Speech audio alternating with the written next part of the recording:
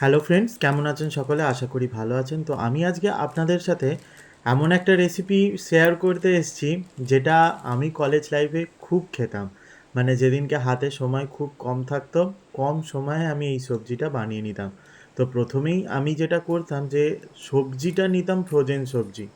মানে কোনো কাটাকুটির ঝামেলা নেই, প্যাকেট কিনে নিয়ে চলে আসতাম, দিয়ে ওটাকে ভালো করে ধুয়ে নিতাম।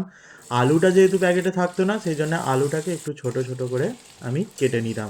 দিয়ে আলুটাকে সর্ষের তেলে ভালো করে ভেজে নিতাম। আপনারা এখানে সাদা তেলও ব্যবহার করতে পারেন। তো আলুটাকে ঢাকা দিয়ে দিয়ে ভেজে নিতাম যাতে আলুটা সেদ্ধ হয়ে যায়। তো দেখতেই পাচ্ছেন আলুটা এখানে সেদ্ধ হয়ে গেছে। এরপর ওই যে সবজিগুলো, সেগুলোকে আমি এর মধ্যে অ্যাড করে দিতাম।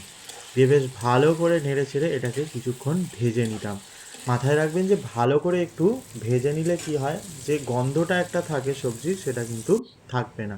তো ভালো করে ভেজে তুলে নেওয়ার পর সেই তেলেই দিয়ে দিলাম বেশ খানিকটা পরিমাণ পেঁয়াজ কুচি, আদা কুচি, তার সাথে দিয়ে দিলাম কাঁচা লঙ্কা কুচি। মানে এখানে বাড়িতে আমার এখন স্টকে রসুন নেই, তারপর আদা বাটারও ঝামেলা থাকতো, সেই জন্য আমি কি করতাম, জিঞ্জার গার্লিক যে পেস্ট হয় বাজারের, সেইটা ব্যবহার করতাম।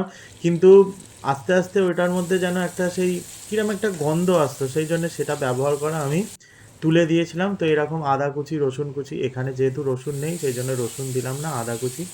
এরপর টমেটো কুচি দিয়ে নুন দিয়ে একটু কিছুক্ষণ নেড়ে চেড়ে দিয়ে ঢাকা দিয়ে রেখে দিয়েছিলাম। এরপর ঢাকনা খুলে একটু নেড়ে চেড়ে দিয়ে এর মধ্যে অল্প একটু জল দিয়ে দিলাম। দিয়ে একে একে দিয়ে দিচ্ছি হলুদ গুঁড়ো, জিরে গুঁড়ো, ধনে গুঁড়ো, লঙ্কার গুঁড়ো। ধনে গুঁড়োর পরিমাণটা একটু বেশি হবে, বাদ বাকি সব ইকুয়াল হবে। দিয়ে ভালো করে মশলাটাকে কষিয়ে নিতে হবে। মশলাটার থেকে তেল ছেড়ে দিলে তারপরে এর মধ্যে সবজিগুলো অ্যাড করতে হবে। তো ভালো করে মশলাটাকে আগে কষিয়ে নিতে হবে যতক্ষণ পর্যন্ত না মশলাটার থেকে তেল ছাড়ছে। সেই জন্যে যতবার খুশি আপনারা জল অ্যাড করবেন, দিয়ে মশলাটাকে কষাতে থাকবেন। যেহেতু এটা ইন্ডাকশানে রান্না হচ্ছে, সেই জন্য মাথায় রাখবেন মশলাটা কিন্তু কষাতে একটু সময় লাগে। দিয়ে এর মধ্যে ভেজে রাখা যে সবজিগুলো দিয়ে আবারও পুরো জিনিসটাকে ভালো করে কষিয়ে নিতে হবে। ভালো করে কষিয়ে নেওয়ার পর এর মধ্যে কুসুম কুসুম গরম জল অ্যাড করে দিতে হবে। এই কুসুম কুসুম গরম জল অ্যাড করলে কিন্তু এর টেস্টটা কোনো মানে ফারাক পড়ে না, টেস্টটা একদম সুন্দর হয়। দিয়ে ২০০-তে দিয়ে আমি এটাকে ৫ মিনিটের জন্যে ফুটতে দেবো।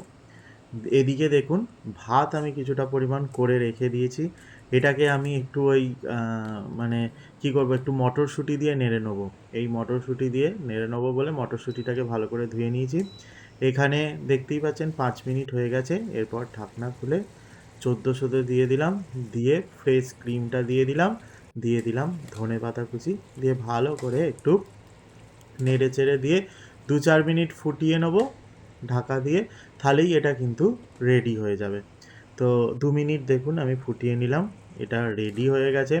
এরপর আমি যেটা করব, সবজিটাকে একটা পাত্রে ঢেলে রেখে দিয়ে কড়াইটা ধুয়ে নিয়ে তার মধ্যে অল্প একটু সাদা তেল দিয়ে দেবো। তেলটা গরম হলে মটরশুঁটিটা এর মধ্যে দিয়ে দেবো। ফ্রোজেন মটরশুঁটি কিন্তু এখানে ব্যবহার করলাম।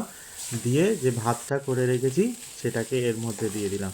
দিয়ে একটু নেড়ে ছেড়ে ভালো করে ভেজে নেবো। হ্যাঁ, পরিমাণ মতন নুন মিষ্টিটা অবশ্যই দিতে হবে। সেটা না হলে তো টেস্ট আসবে না। সেই জন্য নুন মিষ্টিটা দিয়ে দিতে হবে।